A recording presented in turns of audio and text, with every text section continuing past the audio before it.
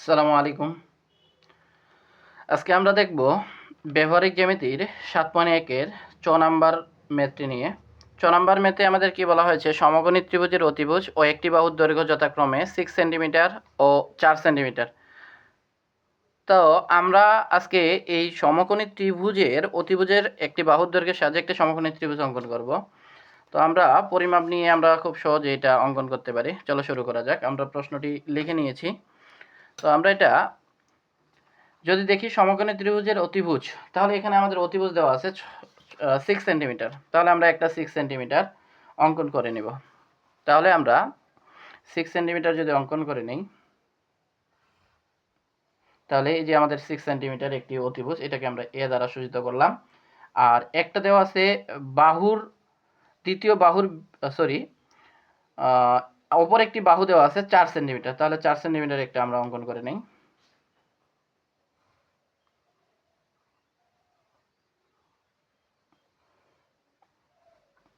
তাহলে এই যে আমাদের 4 সেন্টিমিটার, এটাকে আমরা বি দ্বারা সূচিত করলাম। এখন আমরা কি করব, যে কোনো একটি রশ্মি বিডি নিই, যে কোনো রশ্মি বিডি।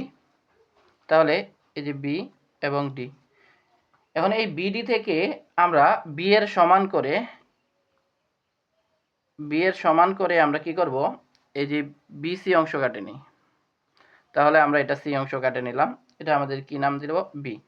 এই যে বি বিন্দুতে, যেহেতু সমকোণী ত্রিভুজ, সমকোণী ত্রিভুজের ক্ষেত্রে অবশ্যই আমাদের একটি লম্ব অঙ্কন করতে হবে। তো লম্ব অঙ্কন করা সত্ত্বেও কি আমরা এই যে পেন্সিল কম্পাসের সাহায্যে যদি আমরা 4 বার একটা বৃত্তচাপ নেই একই পরিমাপের, তাহলে এই যে আমরা একটা, এটাকে একই পরিমাপে নিতে হবে, 2টা, 3টা, 4। তাহলে এই যে বিন্দু, আমাদের লম্ব অঙ্কন হয়ে গেল।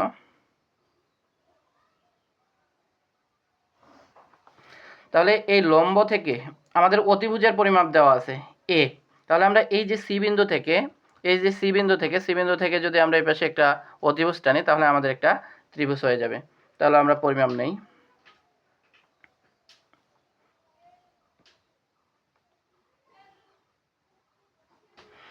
তাহলে ধরি যে এটি এ বিন্দুতে ছেদ করে, এসি যোগ করি। তাহলে এ বি সি আমাদের উদ্দৃষ্ট ত্রিভুজ, সমকোণী ত্রিভুজ। তো আমরা এখানে বর্ণনাটা কিভাবে লিখব, যদি আমরা বলি যে কি, যে কোনো রশ্মি বিডি নেই, বিডি থেকে বি এর সমান করে বিসি অংশ কাটি, এবং বি বিন্দুতে একটি লম্ব অঙ্কন করি এবং বিই পর্যন্ত বর্ধিত করি। বিই থেকে আমরা এই যে সি মানে এর পরিমাপ করে বিসি এর উপর আমরা একটা কি অতিভুজ অঙ্কন করি, এসি। এ কমা সি যোগ করি, তাহলে এ বি সি উদ্দৃষ্ট সমকোণী ত্রিভুজ। ধন্যবাদ সবাইকে। যদি ভিডিওটা ভালো লাগে অবশ্যই সাবস্ক্রাইব করবেন, এবং আমরা ক্রমান্বয়ে ভিডিও দিয়ে থাকতেছি।